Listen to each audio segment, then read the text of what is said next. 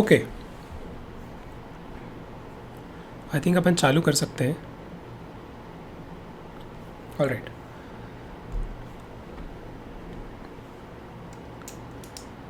Okay, welcome back students to the revision series of GST. I have completed the first 3 chapters in my previous 3 videos. You can check the revision series का playlist for May and November. जो May का exam तो जुलाई में हो गया है, तो जुलाई and November 2021 playlist जो मेरे चैनल पे ही आपको playlist section के अंडर में मिल जाएगा. In that playlist I have given all the lectures one by one of the whole revision series right from chapter 1 onwards. तो previous 3 chapters record हो गए हैं. Now we'll move on to the next aspect of GST जो कि deal करता है exemptions of certain supplies in GST. मतलब कौन से गुड्स या सर्विसेज जो हैं GST लॉ में ऐसे प्रोविजंस हैं जिनके हिसाब से वो सर्टन गुड्स या सर्विसेज के ऊपर GST लगेगा ही नहीं because they have been exempted from the application of GST. But exemption provisions को पढ़ने से पहले हमें पहले ये समझना है कि एग्जेम्पशन प्रोविजंस को पढ़ते कैसे हैं. उसके लिए हमको पहले ये समझना पड़ेगा कि एग्जेम्प्ट सप्लाई का मतलब क्या है, and then there after we'll have to see कि नोटिफिकेशंस को रीड कैसे किया जाता है. Okay, so one by one एक एक करके कंसेप्ट्स देखेंगे. सो फर्स्ट कंसेप्ट देख लेते हैं. First one is about meaning of exempt supply. आराम से पहले समझते हैं कि एग्जेम्प्ट सप्लाई का मतलब क्या है. Exempt supply has been defined under section number 2 clause 47 of CGST Act. Exempt supply का मतलब क्या है? It is the supply of goods or services or both that attracts nil rate of tax or that may be wholly exempt from tax. तो दो point of view से मैंने आपको बोला कि कोई ना कोई सप्लाई अगर होगी तो एग्जेम्प्ट किस बेसिस पे होगी. या तो उसका नील रेट ऑफ टैक्स होगा, यानी कि टैक्स का रेट ही उस पर क्या होगा, नील होगा, ज़ीरो होगा, या फिर it may be wholly exempt from tax. और साथ में ऊपर इसी एग्जेम्प्ट सप्लाई वाले टर्म में और क्या इंक्लूडेड होता है, नॉन टैक्सेबल सप्लाई टर्म भी इसी में कवर्ड हो जाता है. So non taxable supply term is also covered. जो नॉन टैक्सेबल सप्लाई शब्द है वो भी किस में कवर हो गया, एग्जेम्प्ट सप्लाई में कवर हो गया. So it includes non taxable supply also. Non taxable supply शब्द का क्या मतलब है sir? It means not leviable to tax under the GST law. जितने भी GST के लॉज हैं उसके अंडर में रेलेवेंट GST लॉ जो भी है उसके अंडर में it is not going to be leviable to tax.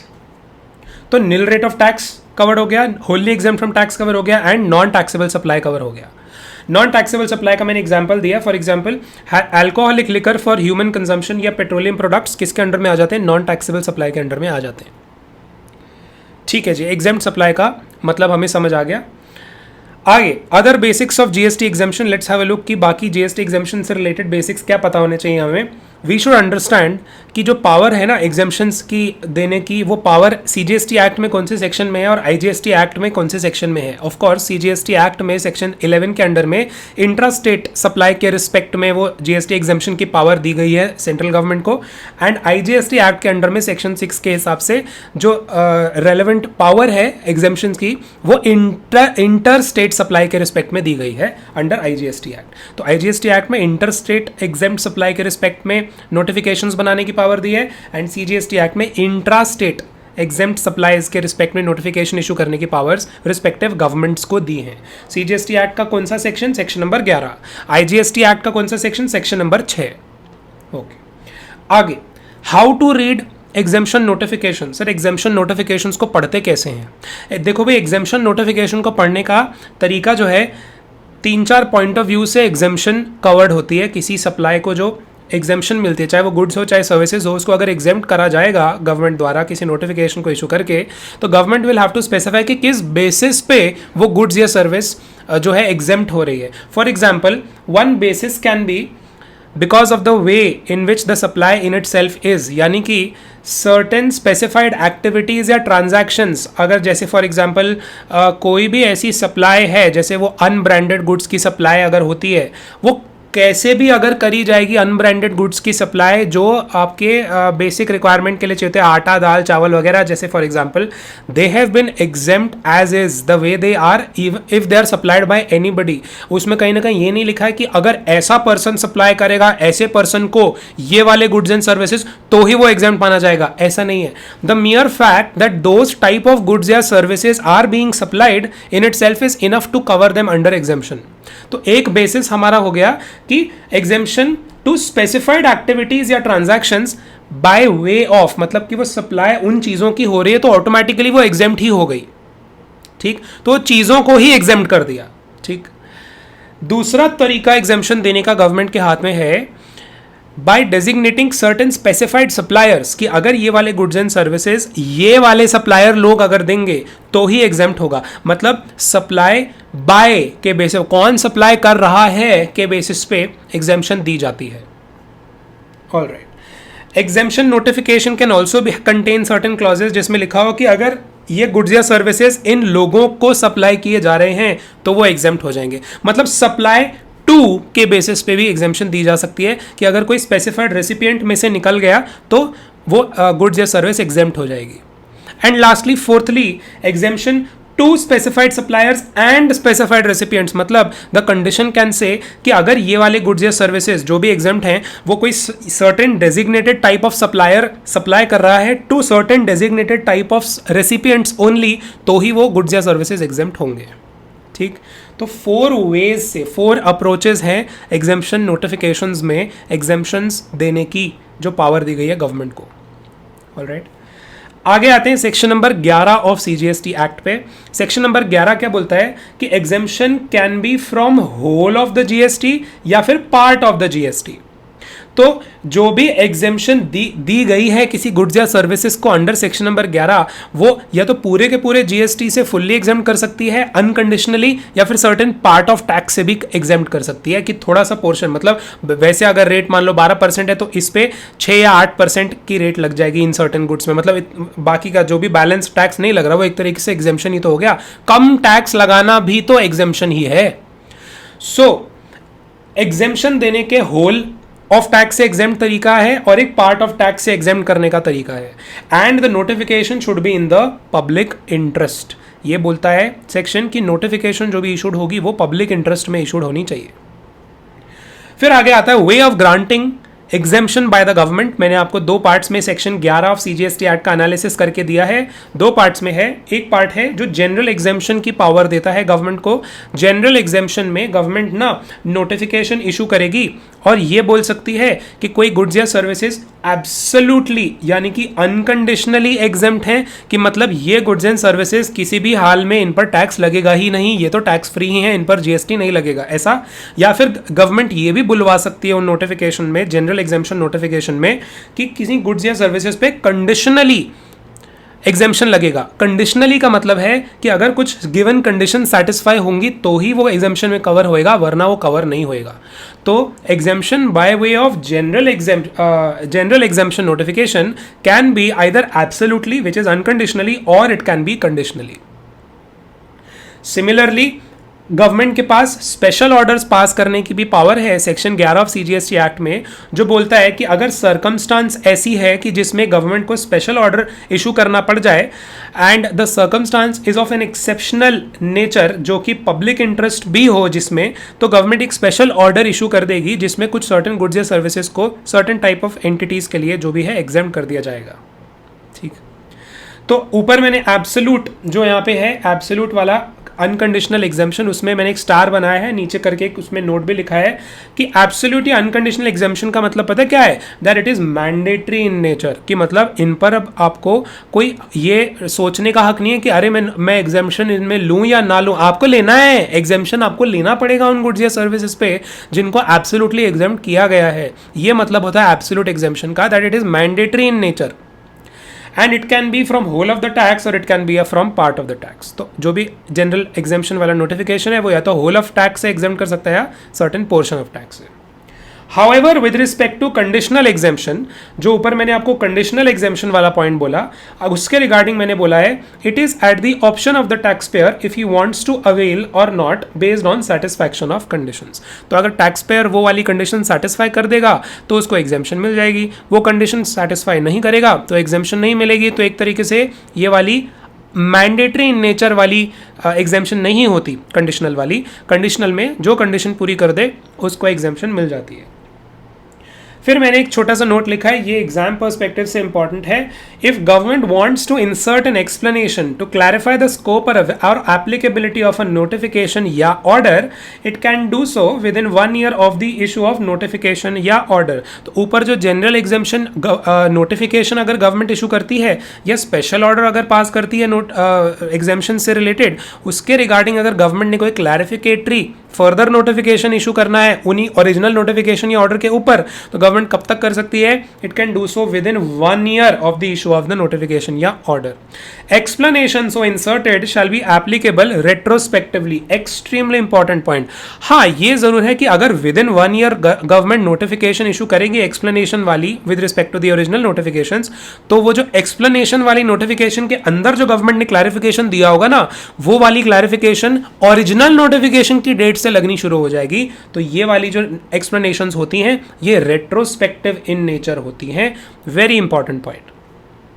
फिर एक और छोटा सा पॉइंट है, however if the explanation is with respect to an entry in the notification, मतलब किसी specific entry in the original notification से रिलेटेड कोई एक्सप्लेनेशन दिया है, तो वो 1 year के ऊपर जो टाइमलाइन है ना, उस डेट से काउंट होएगी from the date of inserting that specific entry in that original notification. वहां से 1 साल काउंट करना है। उसके विद इन 1 year अगर एक्सप्लेनेटरी नोटिफिकेशन अगर आ गया, तो date on which the notification via which what entry was inserted was issued, वहां से विद इन 1 year के अंदर अगर हमारा क्लैरिफिकेटरी नोटिफिकेशन आ गया, तो clarificatory notification again will apply from retrospectively from that original notification का इंसर्शन वाले का date. Okay, I hope you understood. एक बार एग्जांपल देखो, प्रिंसिपल नोटिफिकेशन का नंबर दिया है और उसका डेट दिया है, मतलब मेन नोटिफिकेशन कब आया था? 28 जून 2017 को फॉर एग्जांपल। कोई एग्जाम्पशन नोटिफिकेशन, उसमें गुड्स या सर्विसेज दिए होंगे कि ये गुड्स या सर्विसेज एग्जेम्प्ट है for example, and it came into force with effect from 1 जुलाई 2017। तो ये वाला नोटिफिकेशन का एनफोर्समेंट का डेट क्या है? 1 जुलाई 2017। Thereafter, a new entry number 36 was inserted with effect from 21 सितंबर 2017। देखो भाई, ओरिजिनल नोटिफिकेशन तो आया है 1 जुलाई 2017 से, ये ओरिजिनल नोटिफिकेशन है, लेकिन इसमें जो स्पेसिफिक एंट्री है ना 36, ये विद इफेक्ट फ्रॉम कब आई है? 21 सितंबर 2017 onwards. Subsequently, an explanation was inserted with respect to entry number 36 by issue of notification on 26 जुलाई 2018। अब क्या किया, ये 36 से ही रिलेटेड एक एक्सप्लेनेशन डाल दिया कि हमने कुछ क्लैरिफाई करना है इसके रिस्पेक्ट में। और ये वाला कब आया क्लैरिफिकेटरी नोटिफिकेशन? 26/7/2018 को आया। नो, सो यही लिख रहे हैं, although effective date mentioned in the notification which inserted the said explanation was 27/7/2018। 27/7 क्या 26/7 ही हो जाएगा। Said explanation will be effective from the inception of entry 36 in notification, that is 21 सितंबर 2017 से ही ये लागू होना माना जाएगा रेट्रोस्पेक्टिवली। लेकिन रेट्रोस्पेक्टिव में भी ओरिजिनल नोटिफिकेशन की डेट से नहीं, रेट्रोस्पेक्टिवली में भी कौन सी डेट से? उस डेट से जब ये वाली एंट्री जिसके रिस्पेक्ट में क्लैरिफिकेशन आया है, ये वाली एंट्री ओरिजिनल नोटिफिकेशन में जिस डेट से इंसर्ट की गई थी, उस डेट से इसका क्लैरिफिकेशन रेट्रोस्पेक्टिवली अप्लाई होगा। ओके, सो 21/9/2017 से इसका एप्लीकेशन रेट्रोस्पेक्टिवली माना जाएगा इस क्लैरिफिकेटरी नोटिफिकेशन का, एंड नॉट फ्रॉम 27/7/2018। वो तो हमको पता है 27/7/2018 से तो नहीं होगा। ठीक, ये इंफॉर्मेशन भी एक सर्कुलर में दी हुई थी। ये सर्कुलर नंबर आपको याद करने की जरूरत नहीं है, but this example is important, it can be asked in exam. अब जो ऊपर हमने सेक्शन नंबर 11 के रिलेशन में पढ़ा ना CGST एक्ट में, वो ही बातें सेक्शन 6 ऑफ IGST एक्ट में भी लिखी है, very similar information, but obviously they will be in respect of the inter state supply, और ऊपर जो हमने पढ़ा है वो इंट्रा स्टेट सप्लाई के रिस्पेक्ट में था। अगला पॉइंट है गुड्स एग्जेम्प्ट फ्रॉम टैक्स का पॉइंट है। इसमें क्या है ना, गुड्स जो अनब्रांडेड होते हैं ना, आटा, मैदा, बेसन वगैरह, unpacked foods, grains, milk, eggs, curd, lassi, fresh vegetables वगैरह, ये सबको गवर्नमेंट ने प्रॉपरली एग्जेम्प्ट कर दिया है GST से। जो ये लूज पैकेट्स में जो आटा, मैदा वगैरह सब मिलता है, these are all exempt from GST। But आपने ध्यान रखना है, इतना ठीक है आपके नॉलेज के लिए, प्रॉपर पूरे गुड्स की लिस्ट जो एग्जेम्प्ट हैं जीएसटी से, ये आपके कोर्स में नहीं है, ये आपको याद नहीं करनी है। मैंने लिखा है गुड्स कौन से एग्जेम्प्ट हैं जीएसटी से, ये list is not in C syllabus. So C syllabus में है क्या, सिर्फ और सिर्फ एग्जेम्प्ट सर्विसेज हैं। तो अब हम अपने नेक्स्ट सेगमेंट में एग्जेम्प्ट सर्विसेज की प्रॉपर लिस्ट पूरी की पूरी डिस्कस करेंगे, जो आपको याद रखनी है, काफ़ी बारी रीड करनी पड़ेगी, एंड उसके ऊपर क्वेश्चंस कहीं ना कहीं बीच बीच में लॉन्ग क्वेश्चंस में एक दो पॉइंट्स एग्जेम्प्ट सर्विसेज से के रिलेशन में वो घुसा देते हैं आईसीआई वाले। तो एग्जेम्प्ट सर्विसेज की प्रॉपर पूरी लिस्ट अब हम अच्छे से पढ़ेंगे। ओके ओके स्टूडेंट्स, तो अब शुरू कर लेते हैं। List of services that are exempt from GST. सबसे पहले देख लेते हैं कौन सी जो भी सर्विसेज को एग्जेम्प्ट किया है जीएसटी से, वो कौन से नोटिफिकेशंस के अंडर में एग्जेम्प्ट की गई हैं। ये दो नोटिफिकेशंस हैं मोस्टली, और वो आपको याद करनी पड़ेंगी। So notification with respect to which CGST के अंडर में एग्जेम्पशन दिया गया सर्विसेज को, वो वाला नोटिफिकेशन है notification number 12 of 2017 and CTR central tax rate dated 28 June 2017. So notification number 12 of 2017 dated 28 June 2017 is the notification that exempts mostly all the services to be exempt हैं from GST. And all services जितनी भी आपके ऊपर CGST वाली notification में exemptions दी गई हैं services को, are also exempt from IGST vide notification number 9 of 2017 ITR dated 28 June 2017. तो ये जो सेंट्रल टैक्स है, सेंट्रल CGST से जिन सर्विसेज को एग्जेम्प्ट किया गया वाइड दिस नोटिफिकेशन, उन्हीं सभी सर्विसेज को IGST से भी एग्जेम्प्ट किया गया bye way of this notification. Plus इस वाली नोटिफिकेशन में एडिशनली कुछ और एक्स्ट्रा सर्विसेज लिखी गई जो जिनको सिर्फ IGST से एग्जेम्प्ट किया गया. Okay, so for IGST exemption the services that are covered under CGST are already there, plus some newly added services जिनको स्पेसिफिकली सिर्फ IGST से एग्जेम्प्ट किया गया है. First such service is charitable and religious services. Let's discuss. Entry number 1 में services by an entity that is registered under section number 12AA of Income Tax Act के under में जो services हैं वो कवर्ड होती हैं. तो ये सर्विसेज प्रोवाइड कर कौन रहा है, वो वाली एंटिटीज जो section number 12AA of income tax act 1961 में रजिस्टर्ड हैं. तो कोई भी ऐसा एनजीओ, कोई भी ऐसी चैरिटेबल इंस्टीट्यूशन ऐसी सर्विस प्रोवाइड करिए वो कवर्ड नहीं है. They have to be specifically registered under section number 12AA of Income Tax Act 1961. और कौन सी एक्टिविटीज प्रोवाइडेड अगर करेगा तो एग्जेम्प्ट हैं, वो हैं first activities with respect to public health. Public health से रिलेटेड भी फर्दर कौन सी सर्विसेज कवर्ड हैं, केयर या counselling of terminally ill persons, care या counselling of HIV AIDS patients, या केयर या counselling of drug addicts. Further public health से related awareness in public about preventive health या फैमिली प्लानिंग या prevention of HIV, ये वाली services भी covered हैं विद रिस्पेक्ट टू, अगेन जितनी भी गिनवा रहा हूं सारी सर्विसेज कौन प्रोवाइड कर रहा है, सिर्फ वही वाली एंटिटीज को अलाउड है एग्जेम्पशन लेना जो section 12AA of income tax act 1961 में रजिस्टर्ड है. तो फर्दर मैंने एक नोट लिखा है, services provided by clinical establishment या ऑथराइज्ड मेडिकल प्रैक्टिशनर या पैरामेडिक ऑफ अ रिलीजियस या charitable trust are also exempt. तो ये जो 12AA के अंडर में जो ट्रस्ट रजिस्टर्ड है उसके अंडर में उसका कोई क्लिनिकल एस्टैब्लिशमेंट है, ऑथराइज्ड मेडिकल प्रैक्टिशनर है या पैरामेडिक है जो ऊपर वाली सर्विसेज दे रहा है, वो भी एग्जेम्प्ट हो जाएंगी.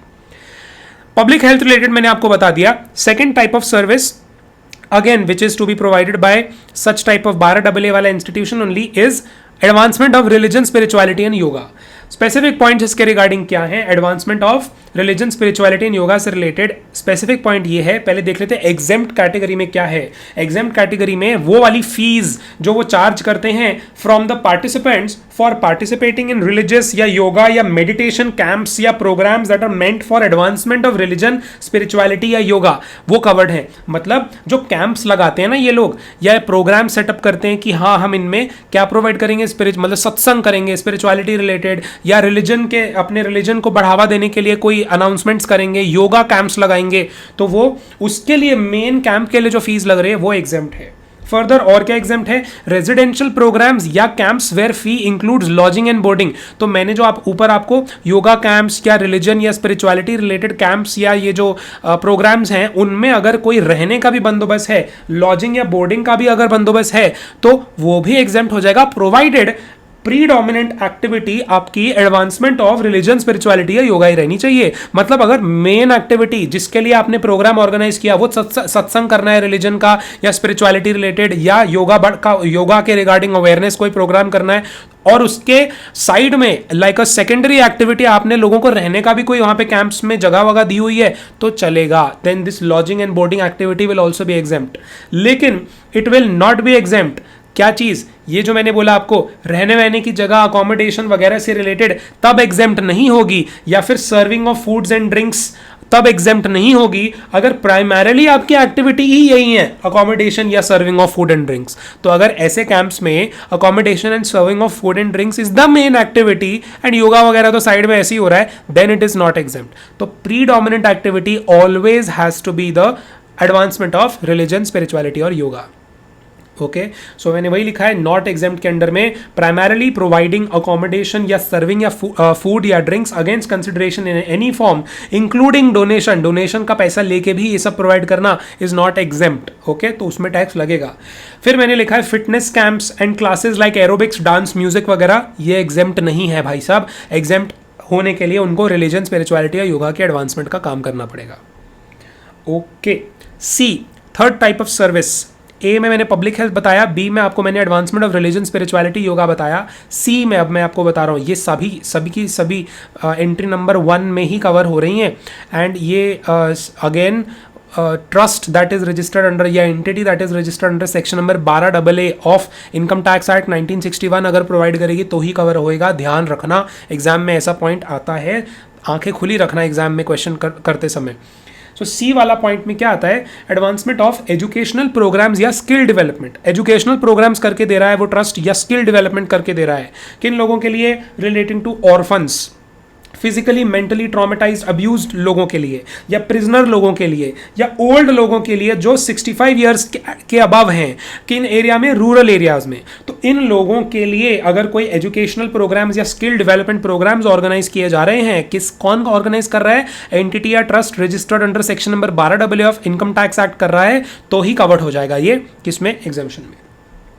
स्पेसिफिक पॉइंट्स देख लो, एग्जेम्प्ट वाले के अंडर में देख लेते हैं। Running schools, colleges, other educational institutions for the above mentioned persons. कौन से पर्संस, ये टाइप के पर्संस के लिए कोई स्कूल वगैरह कॉलेज वगैरह चलाना तभी एग्जेम्प्ट होगा अगर वो कौन चला के दे रहा है, religious charitable trust registered under section number 12AA of income tax act. तो क्या एग्जेम्प्ट नहीं होगा, वो तब एग्जेम्पशन हट जाएगी अगर क्या हो रहा है, हॉस्टल अकोमोडेशन दी जा रही है स्टूडेंट्स को जनरली, और लेकिन तब कवर हो जाएगी, तब एग्जेम्प्ट हो जाएगी अगर ये अकोमोडेशन का भी टैरिफ कितना रखा हुआ है, less than 1000 per day.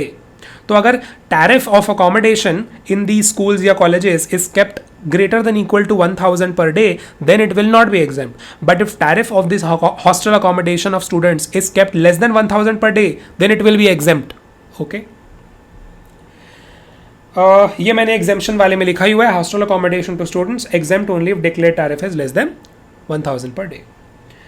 D वाली activity again to be provided by a religious or charitable trust under section number 12AA of Income Tax Act 1961 is also included. Preservation of environment का service दे रहे हैं including watershed, forests and wildlife, तो ये भी exempt है। Okay, यहाँ हमारी entry number 1 खत्म हुई। एंट्री नंबर 1 सिर्फ किससे रिलेटेड थी, 12AA वाली एंटिटीज के रिलेशन में थी। अब एंट्री नंबर 13 पे आ जाएं। एंट्री नंबर 13 के हिसाब से services by a person by way of conduct of a religious ceremony, जैसे पंडित जो लोग होते हैं, मौलवीज वगैरह होते हैं, जो भी ये लोग रिलीजियस सेरेमनीज करके देते हैं, या फिर रेंटिंग करते हैं precincts of a religious place open for general public. जैसे मंदिर में क्या होता है, एक सेपरेट एरिया मंदिर में रखा होता है कि यहाँ पर पूजाएं होंगी, यहाँ पर हवन होगा, या यहाँ पर कोई स्पेशल टाइप की रिलीजियस पूजाज या रिलीजियस सेरेमनीज होंगी, और वो जनरली जनरल पब्लिक के लिए ओपन रहता है, उन प्रेसिंक्ट्स को, उन एरियाज को रेंट पे दे देते हैं ये लोग पर डे के हिसाब से कि इस आज यहाँ पूजा होगी तो इतना रेंट आप दे देना। तो ऐसी सर्विस, कौन सी सर्विस? रिलीजियस सेरेमनी कराने की सर्विस जो पंडित लोग कराते हैं, या ऐसे प्रेसिंक्ट्स को रेंट पे देने की सर्विस। कौन से प्रेसिंक्ट्स को? जनरल रिलीजियस प्लेसेस के प्रेसिंक्ट्स को which are open for general public and which are further owned और manage by an entity again registered under section number 12AA of income tax act. Again ये वाली ये आ गई एलिजिबिलिटी क्राइटेरिया कि 12AA वाली charitable या religious trust अगर ऐसे एरियाज ओन करती है तो ही ये एग्जेम्पशन में कवर होगा।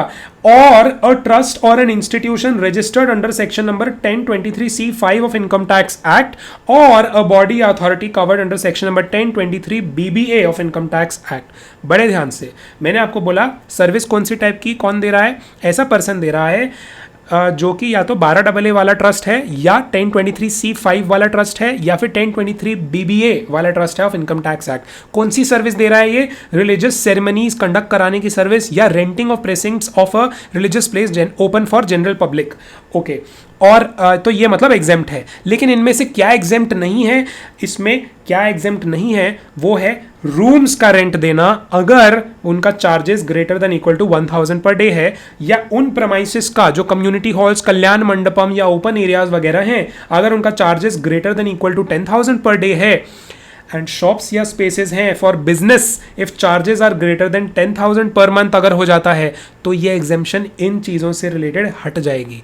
तो ये चीज़ों की सर्विसेज इनमें कवर नहीं होंगी, ये एग्जेम्प्ट नहीं होंगे। फिर से इन ऊपर वाली रिलीजियस एक्टिविटीज़ में क्या एक्सेप्शन से क्या हटी हुई हैं, क्या एग्जेम्प्ट नहीं है, वो है renting of rooms if charges are greater than equal to 1000 per day and renting of premises like community halls, kalyan mandapams या open areas if the charges are greater than 10,000 greater than equal to 10,000 per day and shops या spaces for business in those premises if the charges are greater than equal to 10,000 per month। Okay, ये day है, ये भी ये अगला भी day था, अगला वाला लास्ट वाला पर मंथ है, ध्यान रखना। फिर मैंने बोला रिलीजियस सेरेमनीज जो ऊपर वो कराने की सर्विस है उसमें रिलीजियस सेरेमनीज शब्द का क्या मतलब है? रिलीजियस सेरेमनीज मतलब life cycle rituals including special religious pujas conducted in terms of religious texts by persons who authorised by such religious texts. Occasions like birth, marriage, death involve elaborate religious ceremonies. किसी के birth पे, marriage पे, death पे जो भी religious ceremonies होती हैं सब कवर हो जाता है। So this completes entry number 13। अब अगली एंट्री पे आते हैं, entry number 60। Services by a specified organisation in respect of religious pilgrimage facilitated by the government of India under bilateral arrangement. अरे मतलब क्या? अरे मतलब कुछ ऐसी स्पेसिफाइड ऑर्गेनाइजेशंस होती हैं जो लोगों को रिलीजियस पिलग्रिमेज की सर्विस देती है। रिलीजियस पिलग्रिमेज मतलब अरे लोग ट्रैवल कर करके जाते हैं ना, जैसे कुछ लोग होते हैं जो हिंदूज वगैरह तो यहाँ आते हैं, चार धाम की यात्रा वगैरह करते हैं। मुस्लिम लोग कहाँ जाते हैं? ये सऊदी अरेबिया में वहाँ जाते हैं हज करने, उनका जहाँ पे मक्का होता है। तो ऐसे रिलीजियस पिलग्रिमेज की सर्विसेज कौन सी दे रही है? एक स्पेसिफाइड ऑर्गेनाइजेशन दे रही है, जिसको फैसिलिटेट किसने करा के दिया है? गवर्नमेंट ऑफ इंडिया ने फैसिलिटेट करा के दिया है under some bilateral arrangements. Okay, ऐसी स्पेसिफाइड ऑर्गेनाइजेशंस का मतलब क्या है? For example KMVN Kumaon Mandal Vikas Nigam limited जो कि गवर्नमेंट ऑफ उत्तराखंड अंडरटेकिंग है, या फिर हज कमिटी ऑफ इंडिया है, या फिर कोई स्टेट की हज कमिटी है इंक्लूडिंग जॉइंट स्टेट कमिटी। ये टाइप की स्पेसिफाइड ऑर्गेनाइजेशंस द्वारा अगर सर्विसेज प्रोवाइड हो रही हैं, pilgrimage related services, if they are facilitated by government of India then it will become exempt. Okay, so entry number 60 में यहां पर खत्म।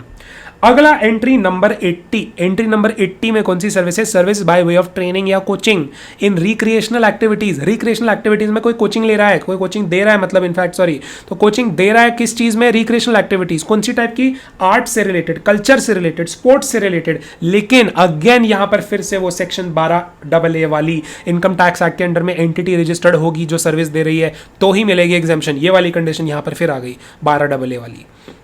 ठीक, तो अगेन एंट्री नंबर 80 के लिए भी 12AA वाली कंडीशन पूरी करनी पड़ेगी, रिक्रिएशनल एक्टिविटीज वाली। इसमें एक्टिविटीज कवर्ड कौन सी हैं? Dance, music, painting, sculpture, literary activities, theatre, sports of any school, tradition या लैंग्वेज और एनी ऑफ द स्पोर्ट्स। ठीक, ये सब कवर्ड है। आगे, services provided to a religious या चैरिटेबल ट्रस्ट इज टैक्सेबल। ध्यान रखना, अगर ये रिलीजियस या चैरिटेबल ट्रस्ट अंडर 12AA द्वारा प्रोवाइड हो रही हैं सर्विसेज तो वो एग्जेम्प्ट हैं, लेकिन उसको खुद अगर सर्विसेज ऐसी मिल रही हैं तो वो एग्जेम्प्ट नहीं है।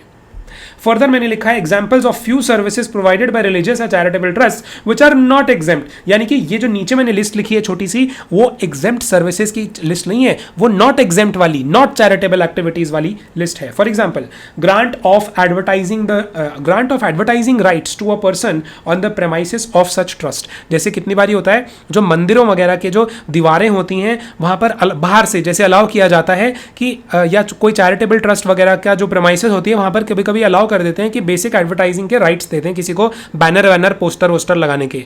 तो वो जो एडवर्टाइजिंग राइट्स दे दिए जाते हैं उसके रिगार्डिंग जो कंसिडरेशन चार्ज की जाएगी वो जीएसटी एग्जेम्प्ट नहीं होगी क्योंकि वो चैरिटेबल एक्टिविटी नहीं है. Okay. Publications of such trust, कितने सारे ऐसे ट्रस्ट्स हैं जो अपनी खुद की किताबें छापते हैं, अपनी खुद की बुक्स अपने डिवोटीज़ पे डिस्ट्रीब्यूट करते हैं और उनके लिए नॉमिनल फीस चार्ज करते हैं. तो वो पब्लिकेशन कराना ऐसे बुक्स का और ऐसे बांटना अपने डिवोटीज़ में, क्या वो चीज़ भी एग्जाम्प्ट फ्रॉम जीएसटी है? The answer is no. तो वो publications are also not exempt from GST, they are not charitable activities. अगला, granting admission to the events, function, celebration, shows against a ticket या फी. तो जैसे कितनी बार होता है ये चैरिटेबल रिलीजियस ऑर्गेनाइजेशंस जो होती हैं 12AA वाली या generally, what they do is they organise certain shows and उन शोज में सिंगर लोग को भी बुला लेते हैं. कभी कभी सोनू निगम आ जाता है, अपने भजन वजन गा देते हैं, सुखविंदर सिंह आ जाता है कोई माता का जागरण वगैरह में पार्टिसिपेट करने ऐसे शोज में. तो उसके लिए एक सर्टेन टिकट या फी चार्ज होती है स्पेक्टेटर्स से. तो क्या वो टिकट या फी वगैरह एग्जेम्प्ट फ्रॉम जीएसटी है? The answer is no. If donation is received with specific instructions या mutual understanding between the donor and the receiver that religious place will host an advertisement promoting the business of donor, then such donation is taxable. अरे मतलब जैसे ये मेरा अगर मंदिर है, इस मंदिर का ये पूरा प्रेमाइसेस है और यहाँ पर क्या हुआ, यहाँ पर एक कंपनी आई, कंपनी ने बोला कि मंदिर वालों को, जो मंदिर के जो ट्रस्टीज हैं, इनको बोला हम आपको ना इतना पैसा डोनेट करेंगे लेकिन बदले में एक फेवर लेंगे आपसे. कंपनी ने मंदिर के ट्रस्टीज को बोला हम आपको डोनेशन तो दे देंगे लेकिन बदले में ना आपको हमारा कुछ प्रोडक्ट्स को एडवर्टाइज करना पड़ेगा अपनी दीवारों वगैरह पे और हर जगह अपने डिवोटीज को बोलना पड़ेगा, ऐसा ऐसा एडवर्टीजमेंट करना पड़ेगा. क्या चलेगा मतलब आपको? और क्या ये सब जो अरेंजमेंट हो रहा है क्या ये जीएसटी से एग्जेम्प्ट होना चाहिए? The answer is no. तो जो डोनेशन देने के लिए रेडी हो रही है कंपनी बदले में अपना एडवर्टाइजमेंट करवाने के, क्या वो डोनेशन को भी मैं टैक्सेबल कर दूं? The answer is yes, it will become taxable, it is not exempt from GST. Okay, फिर से देख लो 3-4 एक्टिविटीज हैं जो एग्जेम्प्ट नहीं है even if they are done by a 12AA वाला institution. Okay, granting of advertisement rights on its premises, publications of such trust मतलब books वगैरह. तीसरा, granting of admission to events, function, celebrations वगैरह जिनमें टिकट या फी लगती है. एंड लास्टली, डोनेशन रिसीव करना और बदले में अपना कुछ एडवर्टाइजमेंट का हक दे देना, तो वो डोनेशन भी एग्जेम्प्ट नहीं मानी जाएगी. ओके, यहां आपकी कंप्लीट हो जाती है चैरिटेबल एंड रिलीजियस एक्टिविटीज. कौन सी एंट्रीज कवर्ड थी इसमें? Entry number 1, entry number 13, entry number 60, entry number 80. 60 and last was 80. Okay, and then in the end I did the complete list of activities which are not charitable, so they will not be exempt. Okay. All right students, resume करते हैं अपन second activity जो exemption में covered है, second type of exempt service that is in your syllabus which is agriculture related activities. Agriculture related activities में ढेर सारी type की items covered होंगे अलग अलग एंट्रीज में. अच्छा, बाय द वे ये एंट्री नंबर करके जो लिखा है ना, ये एंट्री नंबर आपको ऐसा रटना नहीं है. It's not in your course to learn कि किस एंट्री नंबर में क्या सर्विस दी हुई है, बट रेफरेंस के लिए जिससे कि आपको पढ़ने में आसानी हो जाए मैंने डिफरेंट एंट्री नंबर्स में दिया और ये एंट्री नंबर्स कॉरिस्पॉन्ड करते हैं उस एक्चुअल, ऊपर जो मैंने शुरू में नोटिफिकेशन नंबर बताया था उस नोटिफिकेशन नंबर में भी उस नोटिफिकेशन में भी एक्चुअल एंट्रीज इन्हीं नंबर के हिसाब से जो सर्विस दी हुई है मैंने वैसा ही यहाँ पे लिखा है. Okay, so entry number 24 of the above mention notifications जो मैं ऑलरेडी बता चुका हूं आपको, एग्जेम्पशन नोटिफिकेशंस का ही एंट्री नंबर 24 अगर हम देखेंगे तो वो किससे डील करता है? Loading, unloading, packing and warehousing of rice. ये मतलब एग्जेम्प्ट है. फिर एंट्री नंबर 24A क्या एग्जेम्प्ट करता है? Warehousing of minor forest produce. तो फॉरेस्ट प्रोड्यूस जो माइनर होता है ना, टिम्बर जैसा या जो फॉरेस्ट में चीज़ें उगती हैं, छोटे छोटे फ्लावर्स, छोटे छोटे स्पाइसेस जो फॉरेस्ट से निकल के आते हैं, छोटे छोटे ऐसे इंग्रेडिएंट्स होते हैं जिनसे मेडिसिन वगैरह बनती हैं आयुर्वेदिक. तो ये सब के सब माइनर फॉरेस्ट प्रोड्यूस में आते हैं। तो ये जो वेयर हाउसिंग होती है ना माइनर फॉरेस्ट प्रोड्यूस की, एंट्री नंबर 24A के हिसाब से ये भी एग्जेम्प्ट है। नेक्स्ट एंट्री जो अभी न्यूली एडेड है वो entry number 24B। It deals with services by way of storage या warehousing, services by way of storage या warehousing of cereals, pulses, fruits, nuts, vegetables, spices, copra, sugarcane, jaggery, raw vegetable fibers such as cotton, flax, jute, indigo, unmanufactured tobacco, betel leaves, tendu leaves and coffee and tea। इन सभी items का क्या storage and where housing क्या है, exempt है, इसके ऊपर GST नहीं लगेगा। Next entry number 53A which deals with fumigation of the warehouse of the agricultural produce। जो एग्रीकल्चरल प्रोड्यूस को स्टोर करने का जो वेयरहाउस है उसको जो फ्यूमिगेशन मतलब जो पेस्टिसाइड और ये इंसेक्टिसाइड्स डालते हैं ना for the purpose of saving these where houses from infestation of rats, infestation of other rodents जो खा जाते हैं ये सारा एग्रीकल्चर प्रोड्यूस, उनको चूहे हुए मारने की दवाई जो डालने का जो काम है फ्यूमिगेशन करना, ये सब भी एग्जेम्प्ट है as per entry number 53A। फिर मैंने प्लीज टर्न द पेज लिखा है। अगला एंट्री आप देखोगे एंट्री नंबर 54 में आता है कल्टीवेशन ऑफ प्लांट्स की activity and rearing of all life forms या एनिमल्स, लेकिन हॉर्सेज को छोड़ के, एक्सेप्ट हॉर्सेज को छोड़ के, मतलब रेयरिंग ऑफ कोई भी लाइफ फॉर्म। रेयरिंग का मतलब है जो फार्म्स होते हैं जहां पर एनिमल्स वगैरह रखे जाते हैं जिनकी रेयरिंग होती है। रेयरिंग मतलब जिनको बड़ा किया जाता है, वहां पर पाला पोसा जाता है फार्म्स में, गाय भैंसों को, शीप को, बट उन लाइफ फॉर्म्स को छोड़ के जो कौन है, हॉर्सेज हैं, हॉर्सेज को छोड़ के। और क्या एक्टिविटी है, कल्टीवेशन ऑफ प्लांट्स, मैंने जैसे अभी बताया।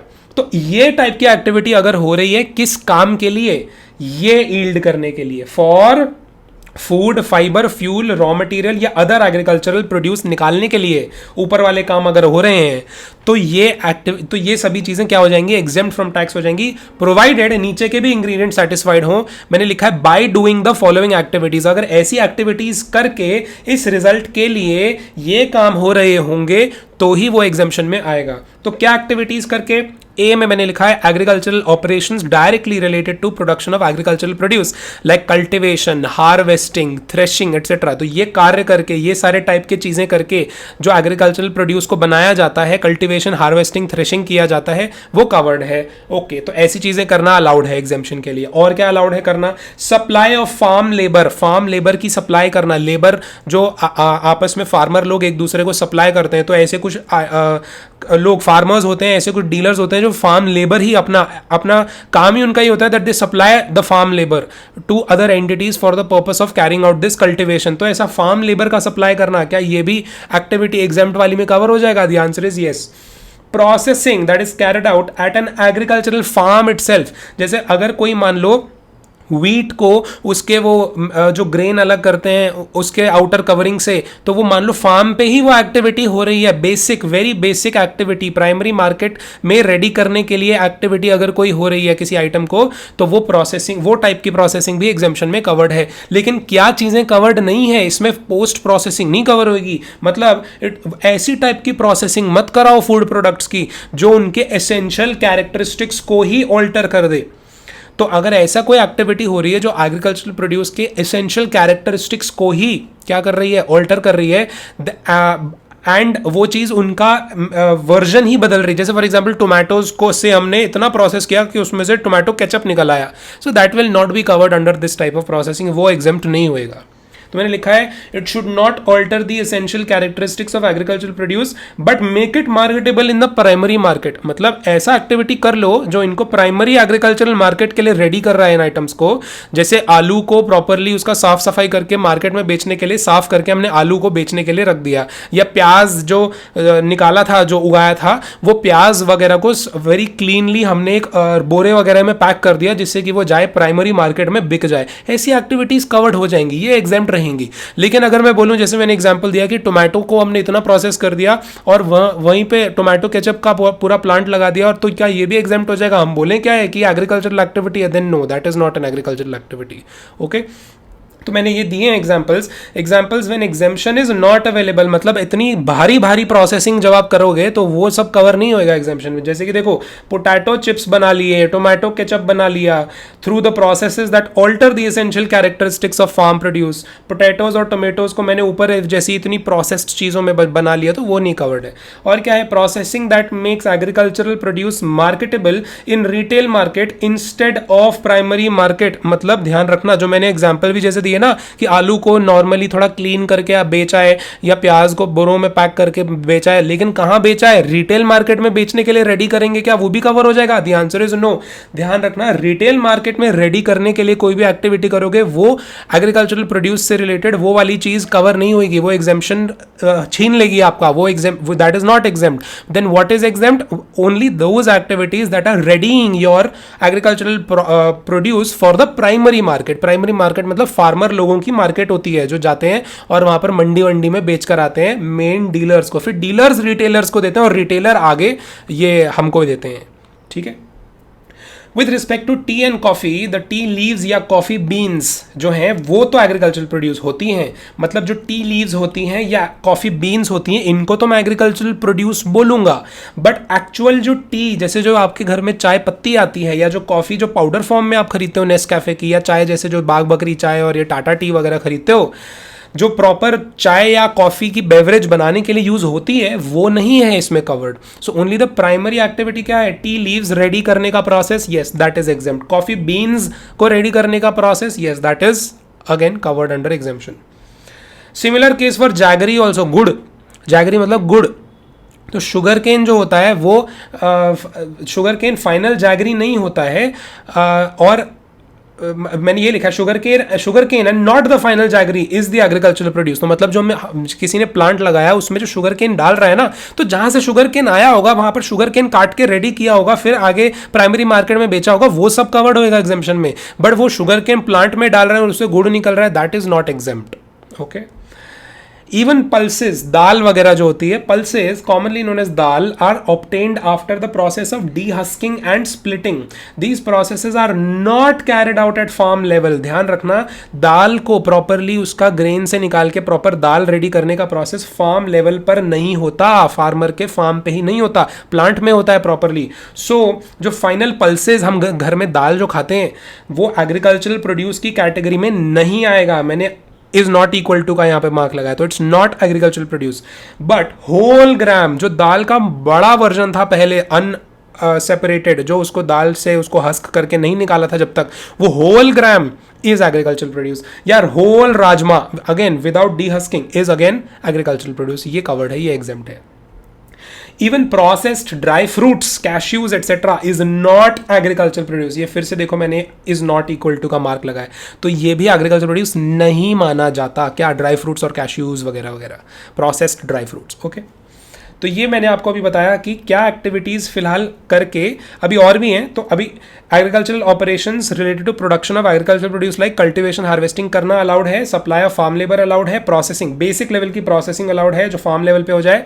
फर्दर और क्या कर सकते हैं एग्जाम्पशन वे, और क्या एक्टिविटीज़ कवर्ड है? रेंटिंग ऑफ एग्रो मशीनरी और वेकेंट लैंड, जो लोग एग्रो की मशीनरी, ट्रैक्टर वगैरह, टूल्स वगैरह रेंट पे देते हैं, लैंड रेंट पे देते हैं जिससे कि वहाँ पर फार्मिंग वगैरह हो, देन वो चीज़ भी कवर्ड है, वो रेंटिंग वाली एक्टिविटी भी एग्जेम्प्ट हो जाएगी। अगेन मैंने लिखा विद, ये अपने आप नीचे हो गया, हाँ मैंने लिखा है विद या without a structure incidental to use, मतलब उस फार्म पे वो कोई टीन शेड है या नहीं है, कोई छोटा सा रहने का क्वार्टर बना हुआ या नहीं है, it does not matter.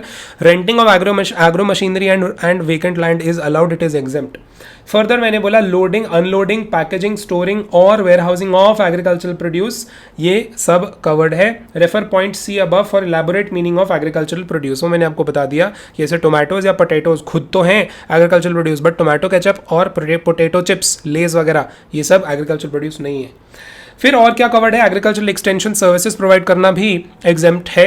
These imply application of scientific research and knowledge to agricultural activities through farmer education and training. तो एग्रीकल्चरल एक्सटेंशन सर्विसेज का मतलब क्या है? साइंटिफिक रिसर्च लगाना, नॉलेज लगाना एग्रीकल्चरल एक्टिविटीज की, जिससे कि फार्मर को एजुकेट करें और ट्रेन करें और प्रॉपरली वैसे तब फार्मिंग करें, ऐसे मनगढ़ंत से फार्मिंग ना करें, प्रॉपर साइंटिफिक टेक्निक्स लगा के फार्मिंग अगर करेंगे तो उसको बोलते हैं एग्रीकल्चरल एक्सटेंशन सर्विसेज।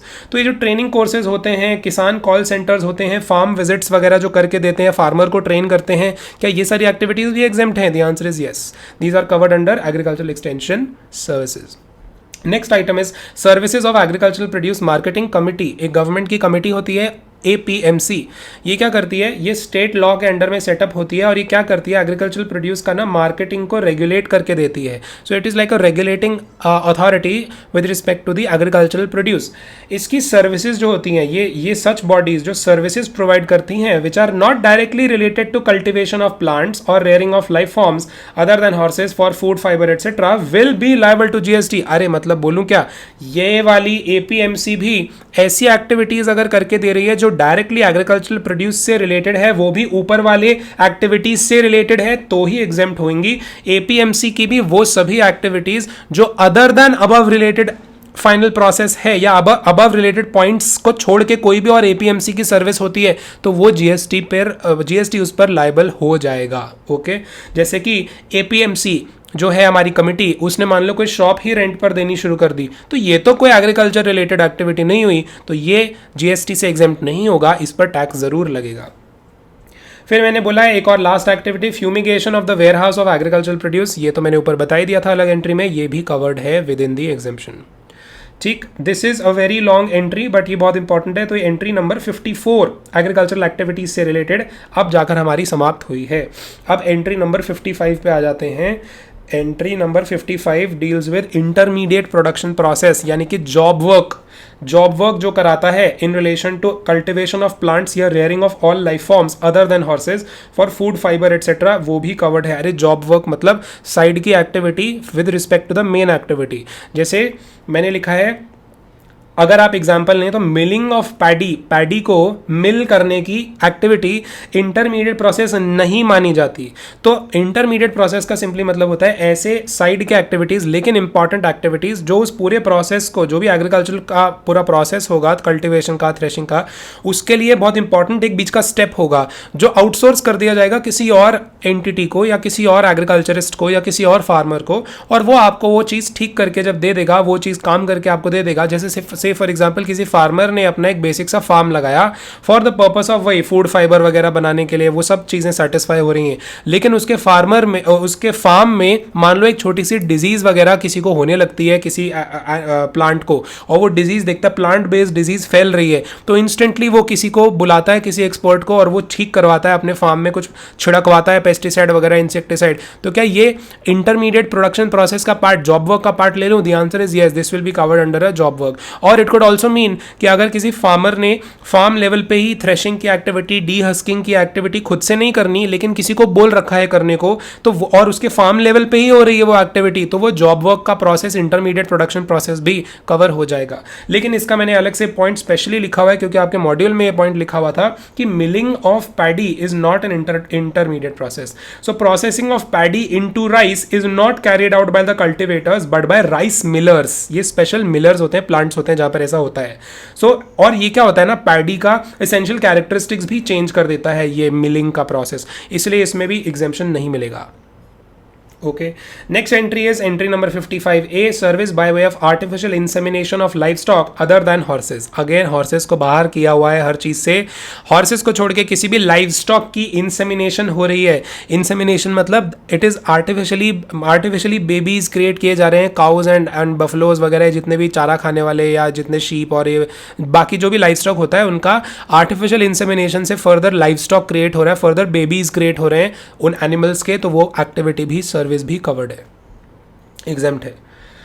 यहां आपका खत्म होता है agriculture related activities. Now we will move on to educational services. Education services is very important for exam. इसके ऊपर आप एक्सपेक्ट कर सकते हो पूरा का पूरा एक फुल क्वेश्चन आने का, एंड इसमें डिफरेंट टाइप्स के जो एजुकेशनल इंस्टीट्यूशंस हैं वो कवर्ड होते हैं, और डिफरेंट टाइप्स के एजुकेशनल इंस्टीट्यूशंस का डिफरेंट ट्रीटमेंट लिया जाता है। तो एंट्री नंबर 66 में एजुकेशन सर्विसेज कवर्ड होती हैं। तो सबसे पहले समझ लेते हैं तीन कैटेगरीज के एजुकेशनल इंस्टीट्यूशंस क्या होते हैं। तीन कैटेगरी के एजुकेशनल इंस्टीट्यूशंस जो एग्जेम्पशन से रिलेटेड हैं। सबसे पहली कैटेगरी का एजुकेशनल इंस्टीट्यूशन होते हैं वो वाले एजुकेशनल इंस्टीट्यूशन जो छोटे बच्चों को प्री स्कूल एजुकेशन प्रोवाइड करते हैं या हायर सेकेंडरी स्कूल या इक्विवेलेंट तक की एजुकेशन प्रोवाइड करते हैं। तो मतलब स्कूल मान लेता हूँ। टाइप 1 मतलब स्कूल्स। फिर मैंने टाइप 2 बनाया हुआ है। Type 2 is those kind of educational institutions जो education as a part of curriculum for obtaining recognised qualification provide करते हैं। अरे बोलूं क्या, कॉलेज बोल दूं इनको, तो ये कॉलेजेस वगैरह कवर हो जाएंगे इसमें टाइप 2 में। तो जो कि रिकॉग्नाइज्ड क्वालिफिकेशन के लिए, जैसे जो भी क्वालिफिकेशन है बीकॉम, बीए, एमबीए वगैरह, जो भी इंस्टीट्यूशंस ये टाइप के कोर्सेज जो कि रिकॉग्नाइज्ड क्वालिफिकेशंस हैं किसी बोर्ड द्वारा, किसी यूनिवर्सिटी द्वारा, तो वो जो कॉलेजेस ये चीज़ें प्रोवाइड करते हैं वो टाइप 2 मान लेता हूँ। टाइप 3 जो मैंने ऊपर एरो लगा के लिखा है, ये तीसरा जो कॉलम है, type 3 of educational institution is an approved vocational educational providing institution. Vocational क्या होती है? वोकेशनल जैसे फॉर एग्जांपल कोई ऐसा गवर्नमेंट बैक्ड या गवर्नमेंट अप्रूव्ड एजुकेशनल इंस्टीट्यूशंस होते हैं जो लोगों को फॉर्मल ट्रेनिंग देते हैं किसी वोकेशन में। वोकेशन फॉर एग्जांपल अगर किसी को बहुत ही अच्छा कारपेंटर बनना है, किसी को बहुत ही अच्छा इलेक्ट्रीशियन बनना है, किसी को बहुत ही अच्छा प्लम्बर बनना है, तो उसको एक प्रॉपर आइडियली तो ऐसे ट्रेनिंग लेनी चाहिए। ऐसी ट्रेनिंग कौन प्रोवाइड करता है? गवर्नमेंट बैक्ड इंस्टीट्यूशंस हैं जो वोकेशनल एजुकेशन प्रोवाइड करते हैं। तो उनको बोलूं क्या, वो टाइप 3 मान लेते हैं उनको, टाइप 3 एजुकेशनल इंस्टीट्यूशन। तो 3 टाइप के एजुकेशनल इंस्टीट्यूशन हो गए। अब इनमें दो चीज़ों के पॉइंट ऑफ व्यू से हमने देखना है। एक तो मैंने आपको बता दिया कौन से 3 टाइप के एजुकेशनल इंस्टीट्यूशंस हैं। टाइप 1 रफली बोलूँ तो स्कूल छोटे बच्चों के, टाइप 2 मतलब कॉलेजेस, एंड टाइप 3 मतलब वोकेशनल एजुकेशन कोर्स प्रोवाइड करने वाले वोकेशनल इंस्टीट्यूशंस। इनमें अगर इन इंस्टीट्यूशंस को कोई इनपुट सर्विसेज मिल रही हैं तो क्या वो एग्जेम्प्ट हैं या नहीं, सिर्फ इन्हीं हिसाब से देखना पड़ेगा। अगर टाइप 1 में 4 टाइप की सर्विसेज कवर्ड हैं, टाइप 2 में 2, एंड फाइनली टाइप 3 में एक ही टाइप की सर्विस कवर्ड है, तो इनको अगर खुद इन इंस्टीट्यूशंस को खुद अगर ये टाइप की सर्विसेज मिलेंगी तो वो एग्जेम्प्ट हो जाएंगी। मतलब इट्स इंपॉर्टेंट टू अंडरस्टैंड, क्योंकि अभी तक हम ये इस पॉइंट ऑफ व्यू से पढ़ रहे थे कि कोई भी अगर प्रोवाइड कर रहा है, आउटपुट सर्विसेज प्रोवाइड कर रहा है तो वो एग्जेम्प्ट है, लेकिन यहाँ पर इनपुट सर्विसेज भी दी हुई हैं, इनको अगर सर्विसेज मिलती हैं तो वो भी एग्जेम्प्ट है। अभी इनमें आउटपुट वाली पे भी आऊंगा मैं, फिलहाल के लिए इनपुट पहले डिस्कस कर ले। तो exempt input services with respect to type 1 schools क्या है? You have to read very thoroughly, और दिमाग लगा के बहुत ही बारीकी से पढ़ना है। छोटे छोटे वर्ड्स के ऊपर छोटे क्वेश्चंस में बारीकियां होती हैं, पॉइंट्स होते हैं। तो छोटे स्कूलों को अगर कौन सी टाइप की सर्विसेज मिल रही हैं, ये वाली टाइप की सर्विसेज अगर मिल रही हैं, transportation of students, faculty and staff. Transportation की सर्विस, मान लो किसी स्कूल ने ट्रांसपोर्टेशन की सर्विस ली है किसी ट्रांसपोर्टेशन बस वगैरह का ट्रांसपोर्टेशन की एजेंसी से for transporting it's students, faculty या स्टाफ, तो वो ट्रांसपोर्टेशन की सर्विस जो ले रही है ये स्कूल किसी ट्रांसपोर्टेशन एजेंसी से, तो वो एग्जेम्प्ट हो जाएगी। दूसरी, catering including any mid day meal scheme sponsored by the central government, state government या यूनियन टेरिटरी। तो केटरिंग की फैसिलिटी अगर ये स्कूल ले रहा है किसी एजेंसी से जो रोज यहां पर खाना बनाकर, मिड डे मील स्कीम वगैरह भी हो सकती है गवर्नमेंट बैक्ड, या फिर जो खाना बनाकर बच्चों को रोज स्कूलों में खाना खिलाते हैं, तो वो चीजें भी एग्जेम्प्ट है। तीसरी, सिक्योरिटी या क्लीनिंग सर्विसेज या housekeeping services are performed in such educational institutions. तो इन एजुकेशनल इंस्टीट्यूशंस जो हैं ये कुछ एजेंसीज ऐसी हैं जो सिक्योरिटी प्रोवाइड करती हैं, जैसे जो गार्ड्स वगैरह प्रोवाइड करती हैं, गेट कीपर्स प्रोवाइड करती हैं, या क्लीनिंग सर्विसेज आई वगैरह जो लोग होती हैं, या जो मेड्स होती हैं क्लीन करती हैं स्कूल्स को, या हाउसकीपिंग सर्विसेज, झाड़ू पोछा की सर्विसेज देने वाली भी एजेंसीज होती हैं, उनसे भी अगर सर्विसेज ले रही है ये स्कूल तो वो भी कवर्ड हो जाएंगी, एग्जेम्प्ट हो जाएंगी। ध्यान रखना, these type of security, cleaning, housekeeping services should be performed in the educational institution. School के अंदर प्रोवाइड होनी चाहिए ये services. This is a very peculiar point. ये ऐसा भी आ सकता है कि मान लो कोई झाड़ू पोछे की सर्विस है और वो स्कूल के गेट के बाहर प्रोवाइड करी जा रही, तो भाई साहब वो एग्जेम्प्ट नहीं होगी। So please note it very carefully. Last, services relating to admission to और conduct of examination by such institution. Services relating to admission to या कंडक्ट ऑफ एग्जामिनेशन मतलब ये स्कूल अपने प्रेमाइसिस में एग्जाम कंडक्ट करा रहा है लेकिन किसी एक्सटर्नल एजेंसी से एग्जामिनर्स की सर्विस ले रहा है या एडमिशन कराने वाले लोगों की सर्विसेज ले रहा है, तो ये वाली सर्विसेज भी कवर हो जाएंगी under exam category. Okay, now with respect to type 2, कौन से टाइप की इनपुट सर्विसेज एग्जेम्प्ट हैं? First is services relating to admission to और conduct of examination by such institution. ये वैसी टाइप 1 इंस्टीट्यूशन जैसी टाइप 2 में भी ये भी एग्जेम्प्ट है, इनपुट सर्विस। दूसरी इनपुट सर्विस और क्या एग्जेम्प्ट है? Supply of online educational journals या पीरियोडिकल। तो भाई साहब ये जो सर्विस है एजुकेशनल जर्नल सप्लाई करवाने की सर्विस, जैसे मान लो स्कूल जो भी कॉलेज है, टाइप 2 वाला तो कॉलेजेस है ना, कॉलेज ने कोई जर्नल छपवाना है अगर अपना, तो वो छपवाने के लिए किसी पब्लिशर की हेल्प लेगा ना, पब्लिशर की सर्विस लेगा, तो वो पब्लिशर जो इनको सर्विस प्रोवाइड करेगा इनका ऑनलाइन एजुकेशनल जर्नल्स या एजुकेशनल या पीरियोडिकल्स प्रोवाइड करने में, जो सप्लाई करने में वो पब्लिशर जो हेल्प करेगा ना, वो सर्विस भी एग्जेम्प्ट हो जाएगी। तीसरा इज एजुकेशनल इंस्टीट्यूशन, वो वोकेशन वाले, तो services relating to admission to या conduct of examination by such institution, वही वाली सर्विस है, वो यहाँ पे भी कवर्ड है। मैंने शॉर्ट में बनाया हुआ है, इसका शॉर्ट फॉर्म है TCCA एंड टाइप 2 वाले का है AO एंड लास्ट वाले का है सिर्फ A। तो ये तो आपका इनपुट सर्विस जो एग्जेम्प्ट है इन एजुकेशनल इंस्टीट्यूशंस को, वो कवर हो गया।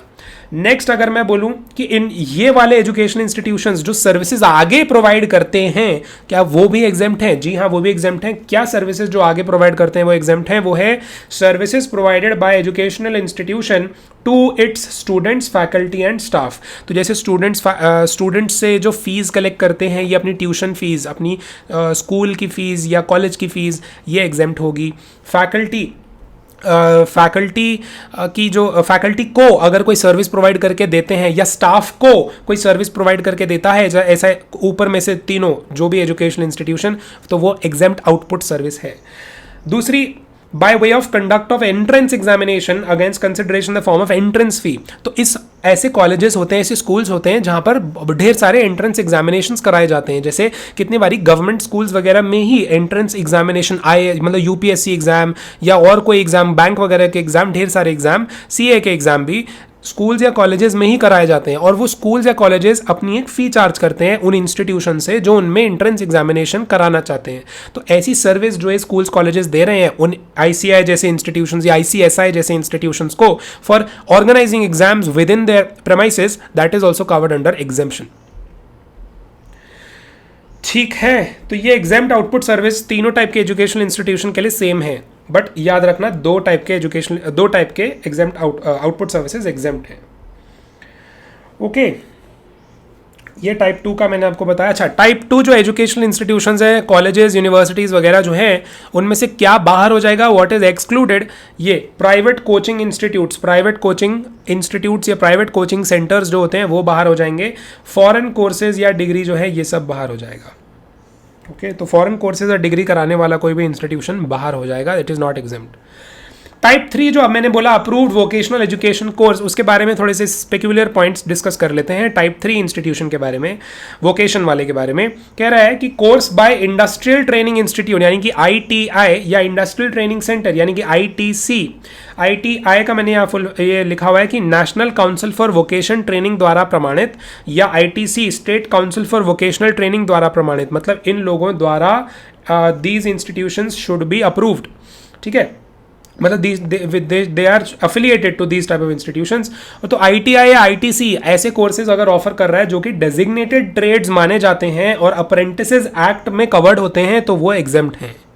ओके, डेजिग्नेटेड ट्रेड्स ऑफर करने वाले ITIs या ITCs जो अप्रेंटिसेस एक्ट में डेजिग्नेटेड ट्रेड्स लिखे हुए हैं वो एग्जेम्प्ट हो जाएगा।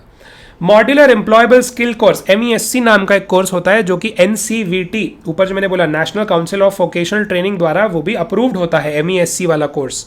तो ये if it is run by a person who is registered with the directorate general of training, अगर डायरेक्टरेट जनरल ऑफ ट्रेनिंग द्वारा कोई रजिस्टर्ड पर्सन है जो कौन सा कोर्स दे रहा है, MESC वाला कोर्स ऑफर कर रहा है जो ऑलरेडी NCVT अप्रूव्ड वाला कोर्स है, तो वो भी क्या हो जाएगा, एग्जेम्प्ट हो जाएगा। सम मोर स्पेसिफिक पॉइंट्स। मैंने पहले बोला टाइप 1 एजुकेशनल इंस्टीट्यूशन के बारे में, मतलब स्कूल्स वगैरह के बारे में ध्यान रखना है हमने कि अगर लॉजिंग या बोर्डिंग यानी कि हॉस्टल अकोमोडेशन टाइप की सर्विसेज भी मिल रही हैं बच्चों को and it is being provided by such school, तो वो भी एग्जेम्प्ट हो जाएगा। बट ध्यान रखना है मेन सर्विस तो एजुकेशन ही रहेगी ना, वो तो हॉस्टल अकोमोडेशन तो उसकी साइड की सर्विस है, तो that is why it is also exempt. तो बोर्डिंग स्कूल्स वगैरह के केस में जो लॉजिंग वगैरह सप्लाई की सर्विस देते हैं, अकोमोडेशन देते हैं हॉस्टल वगैरह की, साथ में वो खाना भी प्रोवाइड करते हैं। तो मैंने आप यहाँ पर लिखा हुआ है, तो लॉजिंग की फैसिलिटी, हॉस्टल की फैसिलिटी, खाने की फैसिलिटी, ये सब में प्रीडोमिनेंट सप्लाई एजुकेशन माना जाता है। तो इसलिए इसको पता है क्या बोलेंगे, ये कॉम्पोजिट सप्लाई में आ जाएगा सेक्शन नंबर 8 में। तो इसलिए the whole of all this composite supply will become exempt. Okay. Next is with respect to type 2 educational institution, dual qualification, type 2 मतलब colleges, dual qualification ऑफर करने वाले जो कोर्सेज होते हैं, dual qualification मतलब एक के साथ एक फ्री, ऐसे कोर्सेज भी होते हैं। Only one of which is recognized by law in India। जैसे मान लो कोई ऐसा इंस्टीट्यूशन है जो ऐसे कोर्स ऑफर कर रहा है जिसमें आप से फॉर एग्जाम्पल मास कम्युनिकेशन का कोर्स कर रहे हैं, मास कम्युनिकेशन के साथ आपको फ्रेंच या स्पेनिश लैंग्वेज सीखने का भी सर्टिफिकेट मिल जाएगा। तो क्या वो फ्रेंच या स्पेनिश लैंग्वेज सीखने वाला जो सर्टिफिकेट मिलेगा, क्या वो किसी रिकॉग्नाइज्ड बाय यूनिवर्सिटी या रिकॉग्नाइज्ड बाय लॉ वाला कोर्स है? The answer is no. लेकिन मास कम्युनिकेशन का कोर्स तो रिकॉग्नाइज्ड बाय यूनिवर्सिटीज या रिकॉग्नाइज्ड बाय लॉ वाला है, तो इसमें क्या करें? So in such a case we need to see if the two courses are separately offered and charge by the educational institution. और अगर ये सेपरेट चार्ज्ड हैं, then if yes, then assess them separately. However if artificial bundling is created, अगर इन दोनों का clubbing जानबूझ के किया जा रहा है, मतलब फ्रेंच या स्पेनिश का कोर्स अलग भी कर सकते थे और मास कम्युनिकेशन का कोर्स तो अलग कर ही सकते थे, और जबरदस्ती इनको क्लब किया जा रहा है, तो इसको मैं पता क्या मानूंगा? फिर मैं इसको मिक्स्ड सप्लाई मान लूंगा सेक्शन 8 के अंडर में।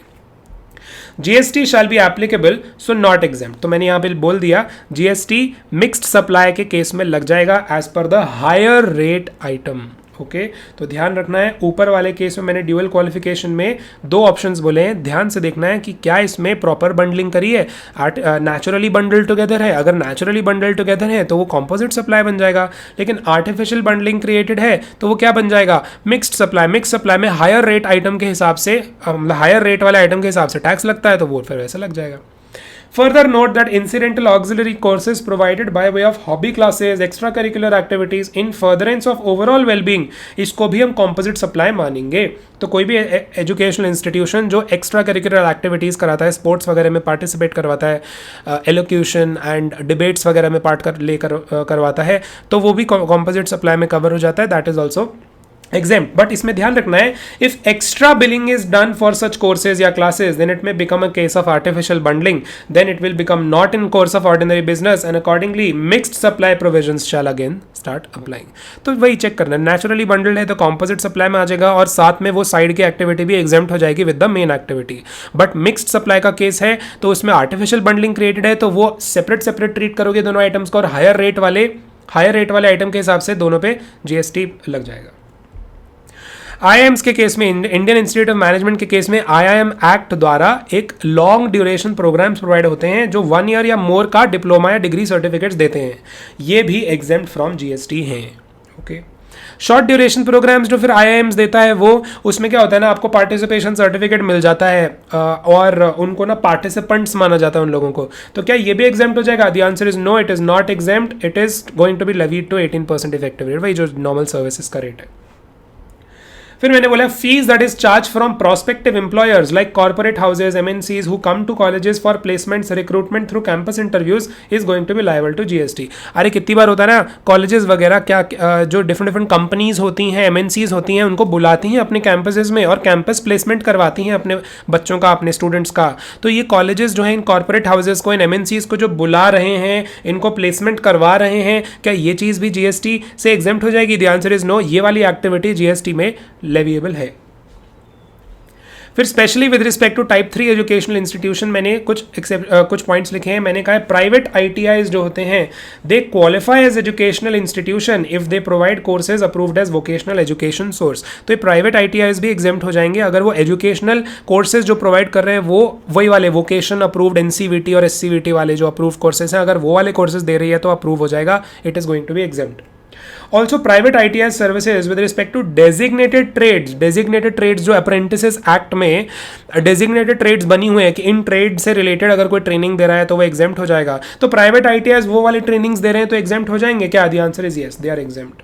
लेकिन कोई भी और सर्विस अगर ITIs देते हैं इन वाली डेजिग्नेटेड ट्रेड्स के अलावा कोई भी और सर्विस देते हैं ITIs तो वो लाइबल टू GST हो जाएंगे। What about services by the government ITIs to individual trainees या students? This is also exempt under entry number 6 of exemption notification.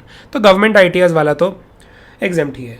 मैंने लिखा मैरिटाइम ट्रेनिंग इंस्टीट्यूट से रिलेटेड या ट्रेनिंग कोर्सेज जो प्रोवाइड होते हैं, maritime training courses director general of shipping द्वारा भी जो अप्रूव्ड होते हैं, they are duly recognised under the provisions of merchant shipping act read with the merchant shipping rules. Therefore maritime training institutes are educational institutions and the courses conducted by them are exempt subject to fulfilment of other conditions. तो maritime training institutes जो services देते हैं, courses वगैरह approved होते हैं merchant shipping act के under में, वो सब भी एग्जेम्प्ट है भाई। यहां आपका खत्म हुआ एजुकेशन रिलेटेड सर्विसेज। नेक्स्ट पे आते हैं, वो है health care services. Health care services में first entry is entry number 46, service of veterinary clinic. जो एनिमल्स एंड बर्ड्स के जो डॉक्टर्स होते हैं हेल्थ केयर सर्विसेज देते हैं वो एग्जेम्प्ट है। Entry number 73 services provided by cord blood banks. रट लेना इसको, ये आता है एग्जाम में। कॉर्ड ब्लड बैंक्स की सर्विसेज देना by way of preservation of stem cells, this is also exempt. Next is entry number 74 services covered क्या है एग्जामिशन में। एक तो हेल्थ केयर सर्विसेज जो कौन प्रोवाइड करे, क्लिनिकल एस्टैब्लिशमेंट्स या ऑथराइज मेडिकल AMPs या पैरामेडिक्स। तो अगर ये लोग सर्विस प्रोवाइड करते हैं हेल्थ केयर की तो वो एग्जेम्प्ट है। And then what about ambulance service, तो ट्रांसपोर्टेशन ऑफ पेशेंट्स वो भी एग्जेम्प्ट है। The answer is yes. फिर मैंने हेल्थ केयर सर्विसेज का एग्जैक्ट मीनिंग आपको दिया है। इसमें मीनिंग क्या है, इंक्लूजन क्या है और एक्सक्लूजन क्या है। मीनिंग देख लो, diagnosis, treatment, care for illness, injury, deformity, abnormality, pregnancy in any recognised system of medicine in India is called as health care service.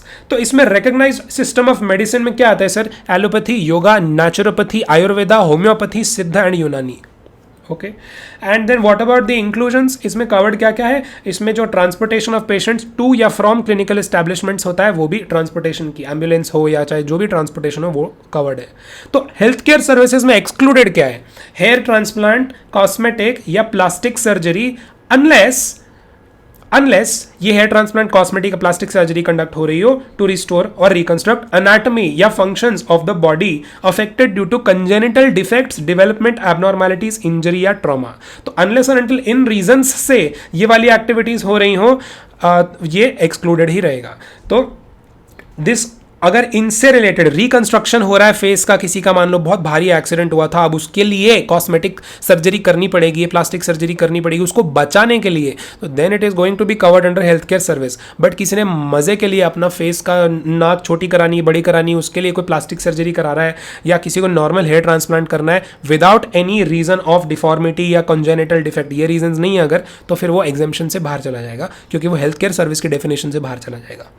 Okay, recognise system मैंने बता दिया। क्लिनिकल एस्टैब्लिशमेंट के मतलब के अंदर क्या क्या आ जाते हैं? Hospital, nursing home, clinic, sanatorium etcetera providing services या फैसिलिटीज रिक्वायरिंग डायग्नोसिस, ट्रीटमेंट और care for illness, injury, deformity, abnormality, pregnancy in a recognise system of medicine in India. Again recognise system of medicine मैंने ऊपर आपको समझा दिया। और a place established as an independent entity या part of establishment to carry out diagnostic और investigate service of diseases, ये भी क्या है? क्लिनिकल एस्टैब्लिशमेंट में कवर्ड है। इंडिपेंडेंट एंटिटीज जो इन्वेस्टिगेटिव सर्विसेज करती है, पोस्टमार्टम वगैरह करती हैं पुलिस के बिहाफ पे, डायग्नोस्टिक सर्विसेज देती हैं, डिजीजेज आइडेंटिफाई करती हैं, ये सब कवर्ड है। तो मतलब पैथोलॉजिकल लैब्स को मैं मानूं कि एग्जेम्प्ट फ्रॉम GST है क्योंकि ये लोग क्या करके देते हैं? डायग्नोसिस वगैरह का काम करते हैं। Then the answer is yes, pathology labs are covered. तो SRL डायग्नोस्टिक्स या डॉक्टर आहूजा डायग्नोस्टिक्स, ये जितने भी हैं ये सब कवर्ड है, they are exempt from GST। Meaning of authorise medical practitioner, authorise medical practitioner का मतलब है medical practitioner registered with Indian council of recognise system of medicine including practising medical professionals duly qualified. अरे doctor लोग मतलब यार, authorise medical practitioner मतलब doctor लोग with a proper MBBS degree. Okay, meaning of paramedics, trained health professionals like nursing staff, physiotherapist, technicians, lab assistants वगैरह, ये भी paramedics होते हैं। तो ये भी जो सर्विसेज प्रोवाइड करेंगे ये भी एग्जेम्प्ट रहेगी। मैंने लिखा है services by a paramedic in a clinical establishment is counted as a service by such clinical establishment since paramedics is its employ. Therefore similar service in independent capacity are also exempt. तो paramedic जैसी भी service provide करें ये भी exempt रहेंगी।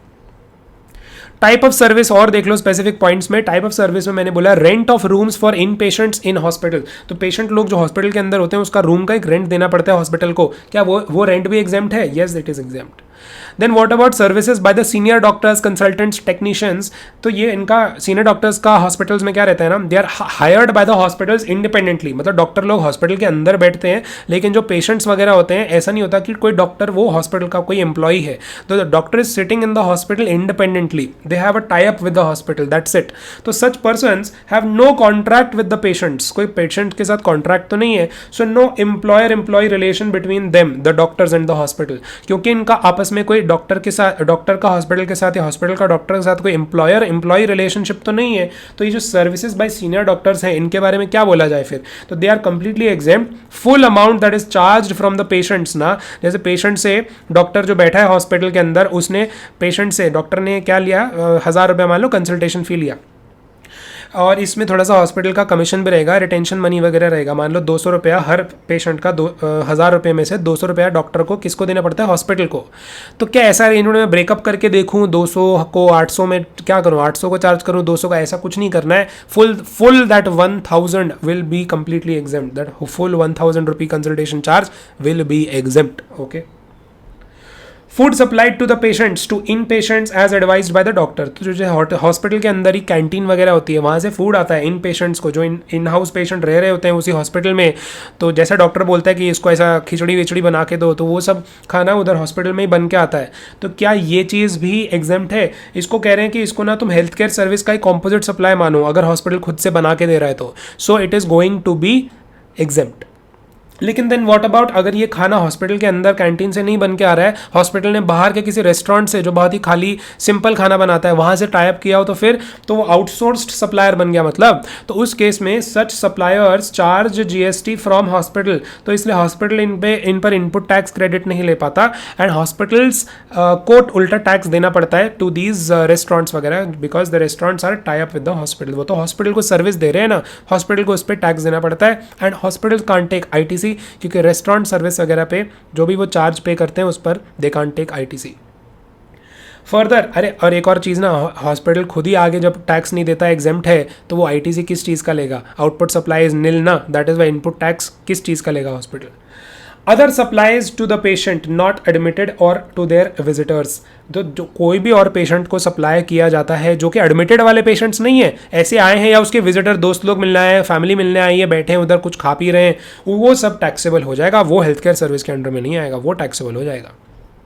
Service other than health care in clinical establishment such as renting of shops, display of ads. कितनी बार होता है हॉस्पिटल के अंदर ही दुकान खुली होती है, केमिस्ट की दुकान रेंट पे दी होती है हॉस्पिटल, बड़े बड़े हॉस्पिटल मॉल जैसे होते हैं उनके अंदर दुकानें खुली होती हैं छोटी छोटी, तो वो दुकानों को जो रेंट पे दे रहा है hospital, is that going to be covered under health care service? The answer is no. So will it be taxable? Yes, it will be taxable. Ambulance service, अरे कोई भी एम्बुलेंस सर्विस रहेगी एग्जेम्प्ट ही रहेगी, वो तो अलग से कवर्ड ही है। ओके, ये आपकी मेजर अभी शुरू की 3-4 सर्विसेज मैंने कवर की हैं, 3-4 टाइप्स की। अभी नेक्स्ट सेगमेंट में we'll discuss rest of the exemptions covered in the chapter.